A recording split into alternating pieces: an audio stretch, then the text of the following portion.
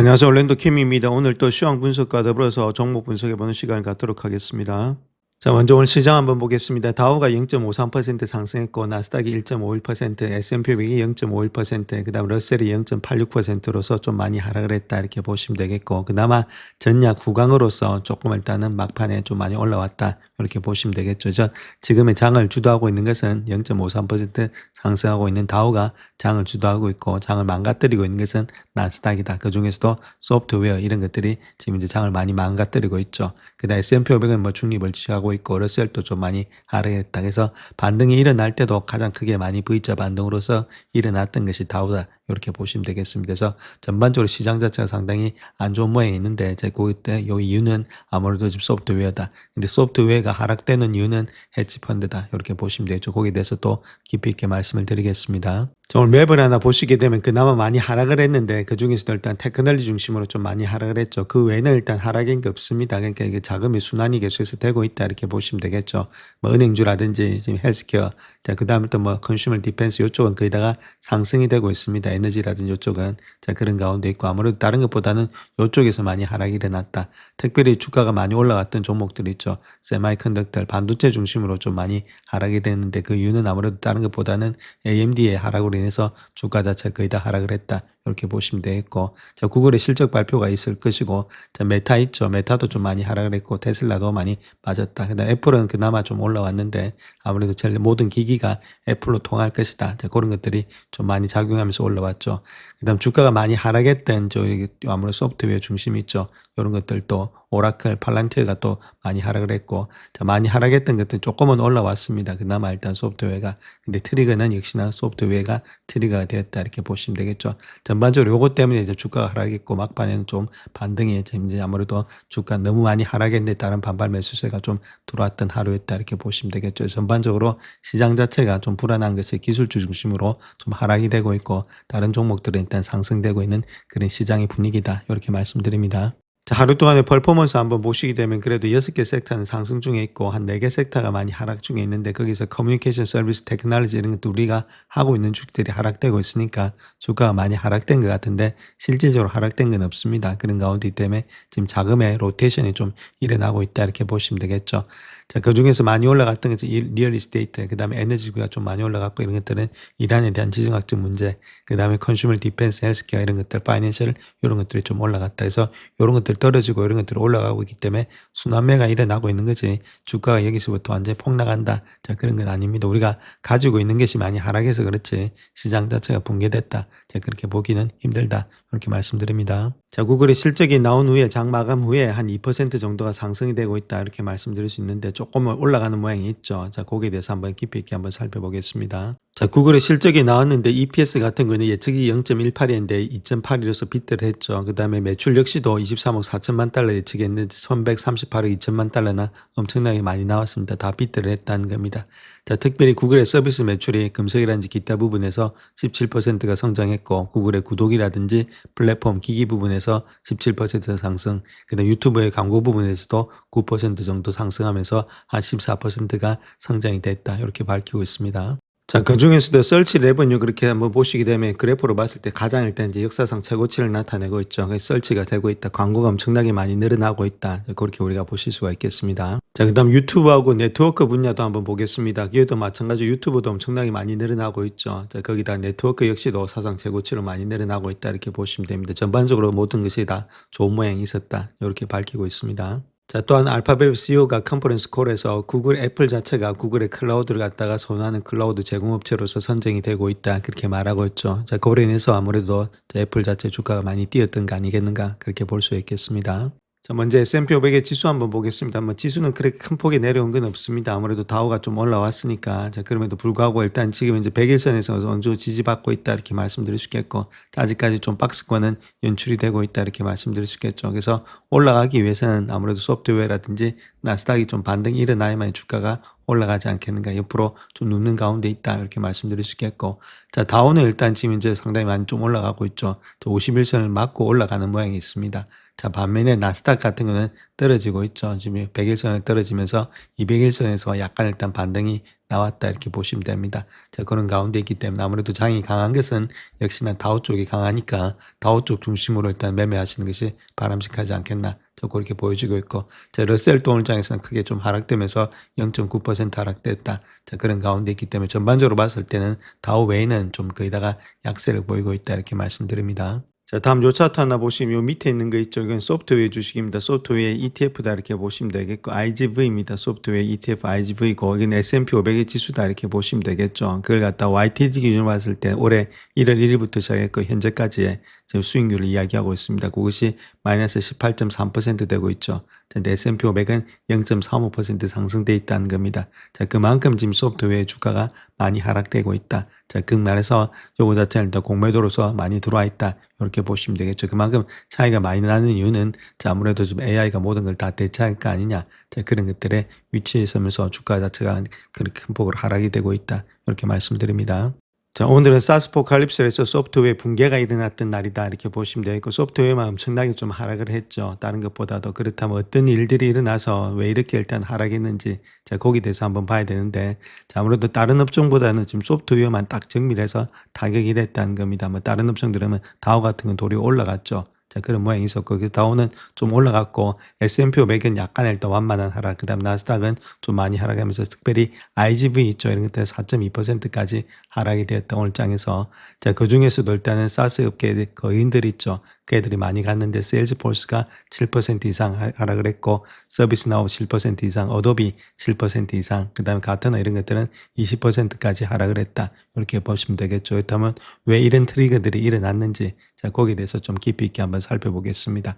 자, 거기서 가장 일단 용의자가 되고 있는 것은 헤지펀드라는 거겠죠. 헤지펀드가 큰 폭의 공격을 해왔다. 이렇게 먼저 밝히고 있습니다. 자, 그래서 헤지펀드들은 최근 4주간에 가장 빠른 속도로서 미국 주식을 매도했다 이렇게 말하고 있고, 소프트웨어 주식은 6주 연속 순매도되었다는 겁니다. 자, 그만큼 일단은 헤지펀드들의 지금 이제 주도 용이하게 계속해서 매도를 해왔다는 거겠죠. 소프트웨어 주식이 1달러 매수할 때당 지금 이제 헤지펀드들은 1.7달러를 매도를 했다, 공매도했다. 그것이 지금 스모키건이 되었다 이렇게 보시면 되겠죠. 1.71대 1로서 큰 폭의 지금 매도가 일어났다 이렇게 말하고 있고, 특별히 285%라는 겁니다. 요거 자체가 나타내고 있는 것이 뭐냐면은 공매도 비율이죠. 자, 거기다가 지금 레버리지 비율을 이야기하고 있는데 한 3배 이상을 판을 키웠다는 겁니다. 그래서 285%니까 자기 가지고 있는 돈보다도 3배 이상을 갖다가 더 넣어가지고 레버리지로 일단 매도를 때렸다. 그렇게 보시면 되겠죠. 자, 그런 것들 때문에 시장에 지금 이제 큰 파급 효과가 더욱더 크게 나타나고 있다. 이렇게 밝히고 있습니다. 자, 그렇다면 가장 중요한 것이 그들은 헤지펀드들은 왜 그렇게 확신을 가지면서 레버리지를 써가면서까지 그렇게 일단 매도를 때렸냐. 자, 그것이 문제겠죠. 그래서 동기가 있는데 거기는 AI 에이전트가 있었다는 겁니다.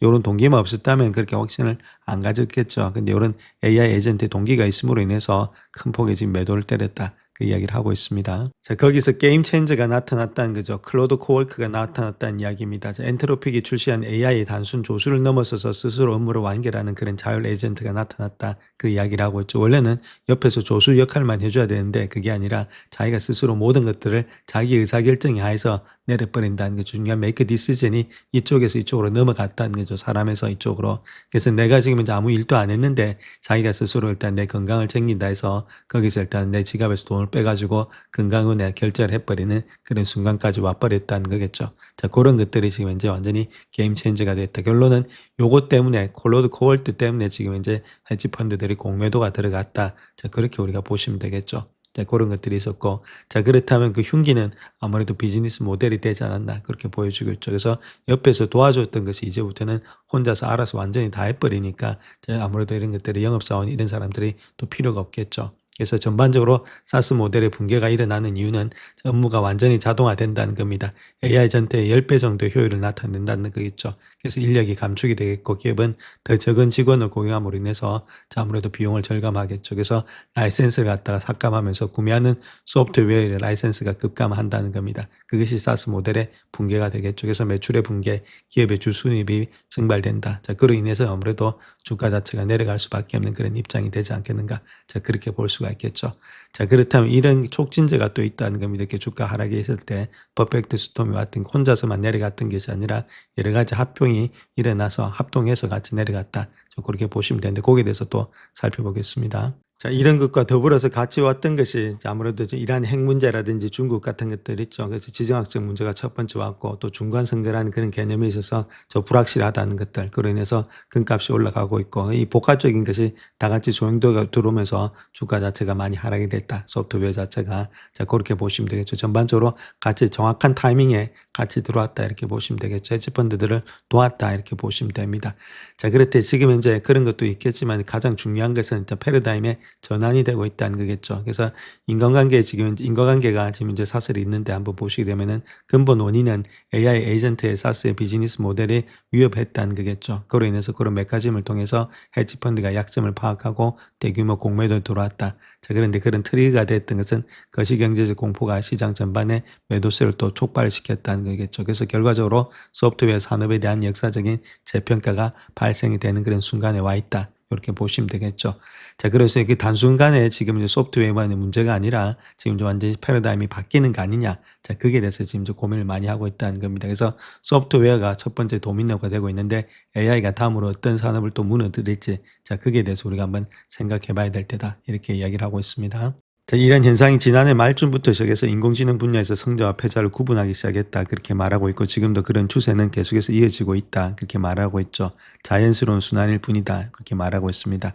대형 성장주가 시장을 지배해왔고 가치주 소형주는 외면당했다. 미국 이외의 시장 자체는 또 사실상 무시를 당했다. 자, 그런 것들이 지금 현재 장세에서 또 순환매가 일어나면서 올라가고 있다. 그 이야기를 하고 있습니다. 자, 먼저 요 소식 하나 보시게 되면 헤지펀드들이 2020년도 들어서 소프트웨어 주식의 공매도로 240억 달러를 벌어들였고 이러한 투자를 더욱더 계속해서 확대하고 있다. 이렇게 밝히고 있죠. 그래서 결론적으로 봐서 지금 주가 하락의 원인이 헤지펀드다 이렇게 보시면 되는데, 자, 소프트웨어 업계 전체 시가총액 1조 달러 감소하는 동안에 공매도 투자자들은 올해 들어서 소프트웨어 주식에서 240억 달러의 수익을 올리고 있다. 그렇게 말하고 있죠. 즉 말해서 새로운 AI 도구로 쉽게 복제할 수 있는 기본적인 자동화 서비스를 고객에게 제공하는 기업들이 집중적으로 공략이 되고 있다. 자, 이렇게 공략이 되고 있는데 무분별하게 같이 다 따라가고 있다는 겁니다. 요것만 공략했는데 자, 그게 문제라는 거죠. 투자자들은 무분별한 매도가 쏟아지는 하락장에서 급락하는 종목을 찾아서 공매도 포지션을 확대하는 것을 선호하고 있다. 자, 그렇게 말하고 있고 그런 것들이 지금 IGV 이런 ETF가 그 역할을 하고 있다는 겁니다. 자, 이번 주에 8% 하락하면서 연간 손실률이 21%가 넘어가고 있다. 그렇게 말하고 있죠. 또한 이 ETF는 지난 9월에 기록한 사상 최고치에서도 30%가 하락이 되고 있고 헤지펀드는 현재 소프트웨어에 대해서 모두 순매도 포지션을 취하고 있다. 그렇게 이야기를 하고 있습니다. 자, 그 중에서도 가장 큰 공매도 배팅이 나타나고 있는 것이 테라울프, 아사나 그런 것들이라는 겁니다. 자, 그래서 이런 것들이 특별히 테라울프는 35% 이상의 공매도 상태에 있다. 아사나는 25%, 드롭박스는 그보다 더 높은 수치를 기록하고 있다. 단순한 것들은 더 많은 지금 이제 공매도 물량이 들어와 있다. 그 이야기를 하고 있죠. 자, 그래서 인투이트라든지 세금 신고 소프트웨어 제작업체인 와이오밍과 도크사인 이런 것들이 있죠. 자, 거기다가 지금 이제 마이크로소프트 주가도 큰 타격을 받으면서 오라클, 세일즈포스, 서비스나우 이런 모두 다가 같이 가고 있다. 자, 그렇게 말하고 있죠. 자, 근데 며칠 내에 소프트웨어 회사에서의 실적 발표가 예정되어 있기 때문에 공개 시장의 분위기가 좀 바뀔 수가 있기 때문에 그건 한번 체킹해 봐야 된다 이렇게 말하고 있습니다. 자, 젠슨왕이 지금 이제 좀 열이 받아서 소프트웨어 매각 갖다가 아무래도 비논리적이다. 그렇게 맹비난을 하고 있죠. 셀하는 것 자체가. 그래서 최근에 AI에 대한 우려로 인해서 소프트웨어 주식이 매도세를 보인 것은 말도 안 된다. 그렇게 말하고 있고 AI는 소프트웨어의 도구를 대체하는 것이 아니라 활용할 것이다. 그렇게 말을 하고 있습니다. 그래서 젠슨왕은 AI가 엔비디아 직원들의 업무 효율성을 높여서 칩이란지 시스템 설계에 집중할 시간을 확보해 주었지만 소프트웨어 개발의 필요성을 없앤 것은 아니다. 그렇게 말을 하고 있죠. 자, 그런 가운데 있기 때문에 이것이 없으면은 지금 이제 회사가 안 돌아간다 그 이야기를 하고 있습니다. 자, 근데 단순한 거에 대해서 지금 이제 단순하게 뭐 텍스라든지 이런 게 단순한 거에 대해서는 쉽게 일단 접근할 수 있는 거 아니냐. 자, 그런 식으로 해서 지금 이제 매도세가 들어오고 있는데 전반적으로 같이 들어오고 있으니까 거기서 옥석을 우리가 잘 구별해야 된다. 이렇게 밝히고 있습니다. 자, 그래서 AI가 소프트웨어를 갖다 없앨 것이다. 그런 이야기가 그룹을 밀어뜨리고 있지만은 그럼에도 불구하고 이러한 매도 속에서도 주식을 매수할 그런 주식들은 있다. 그 이야기를 하고 있죠. 그래서 선별해서 우리가 체킹해야 될 때다. 그 이야기를 하고 있습니다. 자, 그래서 생성형 인공지능이 소프트웨어 기업의 수익을 위협할 것이라는 우려로 인해서 소프트웨어 주식의 매도세가 좀 지나치다 그렇게 말하고 있죠. 자, 그럼에도 불구하고 뭐 글로벌 기업용의 소프트웨어 회사인 SAP도 그런 영향을 받고 있는데 좀 부당한 처벌을 받은 사례 중에 하나가 되지 않나 그렇게 말하고 있죠. 자, 물론 생성형 AI 자체가 기존의 소프트웨어 회사에 제기하는 매우 현실적인 위험이라든지 새로운 도구, 경쟁 심화로 인한 가격 압박 이런 것들은 인정이 되고 있다는 거겠죠. 자, 그럼에도 불구하고 경쟁력이 강한 기업들의 주식을 매수할 기회가 되고 있다. 이러한 침체를 통해서. 그래서 가는 종목들은 빠지는 종목들은 빠지는데 그중에서도 지금 이제 별이 있다는 거겠죠. 그런 것도 우리가 체킹을 해봐야 된다.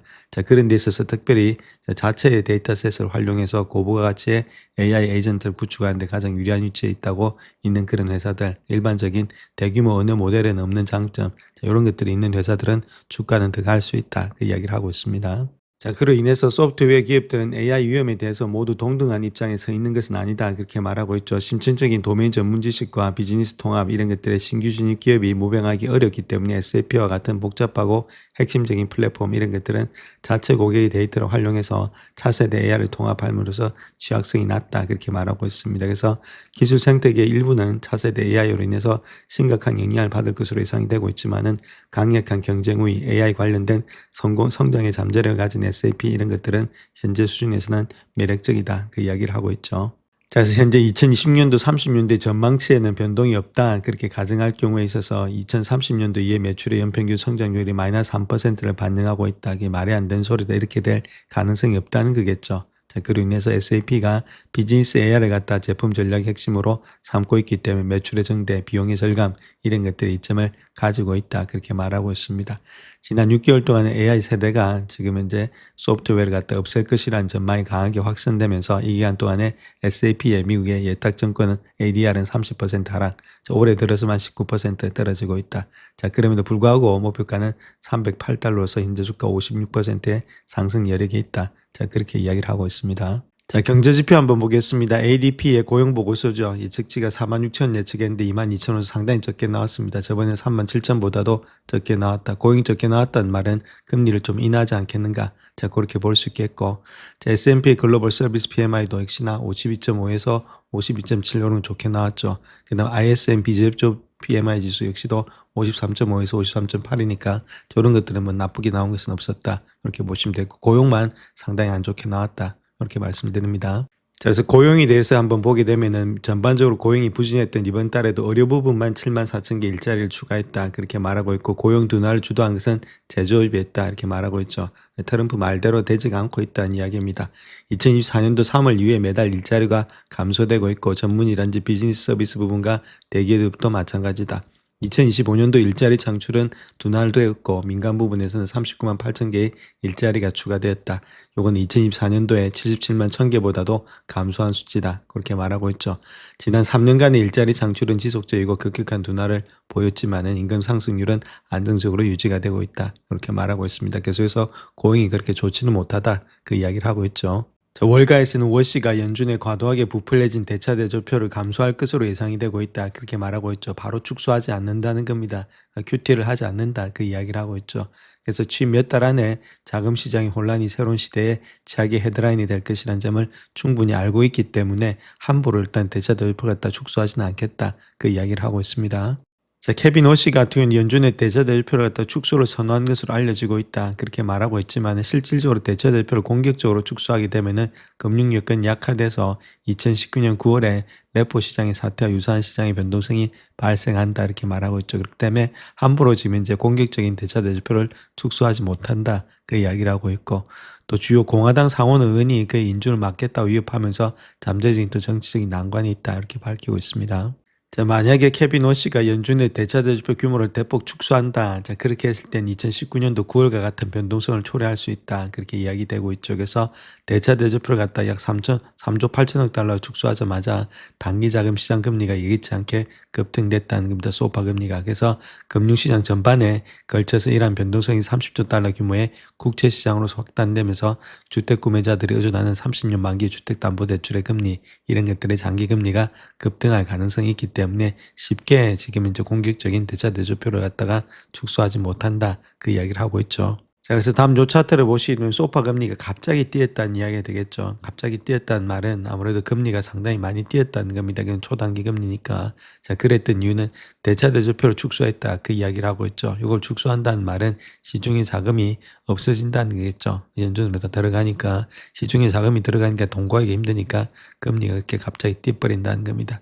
이렇게는 하지 않을 것으로 예측이 되고 있다. 그 이야기를 하고 있죠. 그래서 2025년도에 단기자금 시장 자체가 간헐적인 불안정을 겪었고 이에 연준은 12월에 조치를 취했다는 겁니다. 당시 연준은 양적인 긴축 프로그램, 즉 유동성 규제 없이도 점진적으로 대차 대조표를 축소하는 프로그램을 종료해서 국채 매입을 시작하기 시작했다. 자, 그래서 시스템의 준비금을 다시금 공급하면서 자금 시장의 안정세를 보였다는 겁니다.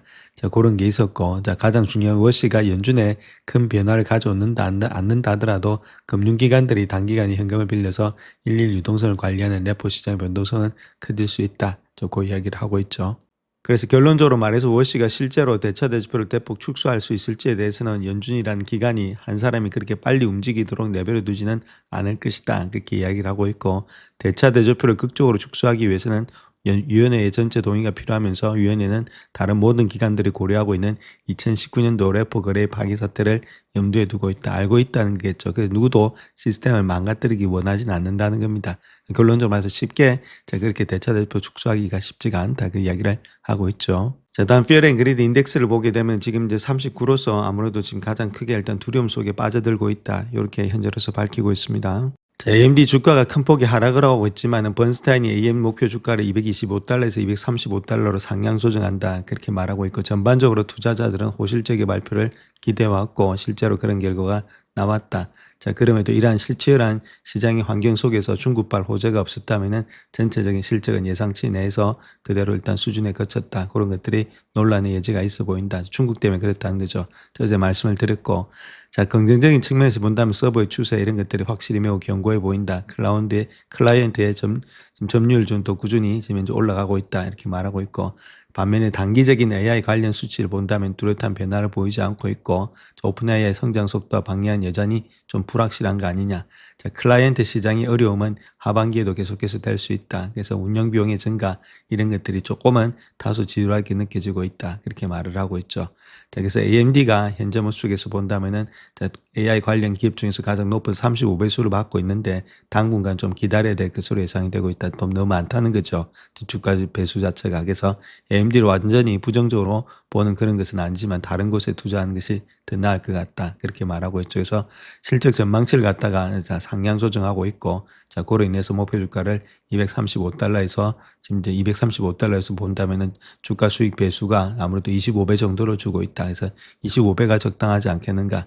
2027년도에 주당 수익은 9.25달러가 되고 있다. 9.25다가 25배수 주니까 235달러라는 겁니다. 그래서 시장 수익률 수준으로 평가되고 있다. 좀 기다려야 된다. 자, 그 이야기를 하고 있습니다. 물론 목표가는 이렇게 주고 있는데 시장은 아무래도 이렇게보다는 좀 기다리는 시간이 좀 기다려야 되지 않나 그렇게 보여주고 있다는 겁니다. 자, 먼저 비트코인 한번 보겠습니다. 비트코인 일단 지금 현재가 저점이다 이렇게 보기 힘들다 이렇게 말씀드렸죠. 그 다음에 또 직전 저점까지도 깨져 있는 상태에 있습니다. 75,000까지도. 자, 그런 가운데 아직까지도 추세는 하락 중에 있기 때문에 여기에 매수 관점은 아니다. 이렇게 말씀을 드릴 수 있겠죠. 아직까지도 계속해서 하락의 추세가 되고 있다. 저희도 마찬가지로 이더리움도 마찬가지입니다. 그러니까 계속해서 추세가 하락이 되고 있기 때문에 섣불하게 들어가서 이게 물 탈 때도 아니다. 이렇게 말씀드렸습니다. 자, 그 다음 또 테슬라 한번 보겠습니다. 테슬라도 저번에 말씀드렸죠. 너무 많이 일단 TSL이 너무 많이 2배짜리 레버리지가 한국 분들 많이 들어왔다. 이렇게 말씀을 드렸고, 요 라인 때 있죠. 그래서 이렇게 고점과 고점이 너무 많이 낮아지고 있다. 이렇게 말씀드렸습니다. 요때. 자, 그렇기 때문에 추세가 아직까지 좀 하락 중에 있었다. 자, 그런 가운데 있기 때문에 아직까지도 추세가 하락 중에 있다는 거겠죠. 자, 그런 가운데 고점과 고점, 저점과 저점이 계속해서 낮아지는 그런 추세에 있기 때문에 주가 자체가 여기가 400이 여기가 바닥이다 이렇게 또 보기도 힘든 가운데 있습니다. 그래서 만약에 내려온다면은 400을 깨고 내려온다면 좀 직전 저점까지도 한번 봐야 되겠죠. 380불대까지 지금은. 자, 그런 가운데 있고 조금은 모양새가 좋기만 안 좋기 때문에 여기도 적극적으로 매수할 때는 아니고 조금은 지켜볼 때다. 이렇게 보시면 되겠죠. 이렇게 헤드앤숄더가 현재 나타난 모양이 있기 때문에 주가 자체가 바로 올라가기는 힘든 모양이 있습니다. 조금 더 지켜보자. 이렇게 보셔야 되겠죠. 그래서 아직까지도 하락세가 강하다 이렇게 말씀을 드립니다. 자, 다음 엔비디아 한번 보겠습니다. 엔비디아 같은 경우에는 직전 저점이 일단 170불대입니다. 그것만 깨지 않는다면은 이런 박스권이 아직까지 연출이 될 수 있다 이렇게 말씀을 드릴 수 있겠고, 자, 요거 자체는 엔비디아는 매출과 이익이 안 나오면은 우리가 테슬라처럼 좀 위험한데, 자, 그런 게 아니죠. 매출과 이익은 나오는데 주가가 지금 바닥에 있다. 밸류에이션이 상당히 저렴한 가운데 있기 때문에 이런 것들은 들고 가야 될 때지 팔 때가 아니다. 다르게 해석하셔야 된다는 겁니다. 테슬라는 밸류에이션이 너무 높고 이건 낮기 때문에 여기 이익이 계속해서 늘어난다는 이유가 되겠죠. 그렇기 때문에 이걸 갖다 여기서는 덜 필요가 없다 이렇게 보시면 되겠고, 테슬라는 좀 조심을 해야 된다 이렇게 말씀을 드립니다. 자, 다음 구글 한번 보겠습니다. 구글도 이미 다 반영이 돼 있죠. 실적이 다 반영이 돼 있기 때문에 주가가 여기서 막 급격하게 올라간다 이렇게 보기는 힘든 가운데 있습니다. 그래서 어느 정도 밸류에이션도 지금 이제 적정하기 때문에 주가가 바로 올라가기보다는 옆으로 눕든지 저 그럴 가능성이 좀 있다. 큰 폭으로 뛰는 것은 이미 다 일단 주가에 반영이 돼 있다 이렇게 말씀을 드립니다. 자, 다음 마소 한번 보겠습니다. 마소는 일단 이제 400불대가 지켜지는지 한번 보시고, 자, 그 라인대 밑으로 간다면 좀 매수 관점이 되겠는데, 자, 그럼에도 불구하고 좀 시간을 가지면서 가져가자 이렇게 말씀드렸죠. 자, 그런 가운데 있고, 이렇게 바닥이 확인된 후에, 오른쪽 쌍바닥 있죠. 바닥이 확인된 후에 요 위에서 잡아도 가능하다 이렇게 말씀드립니다. 좀 가격은 좀 높게 샀겠지만은 확실하게 바닥이 연출되고 난 후에 잡자 이렇게 보시면 되겠죠. 그것이 조금 더 안전하다. 아직까지 완전히 바닥이 어딘지 나타나지 않았기 때문이다. 이렇게 말씀드립니다. 영상을 끝까지 시청해 주셔서 감사합니다. 영상이 도움이 되셨다면 구독과 좋아요 부탁드립니다. 감사합니다.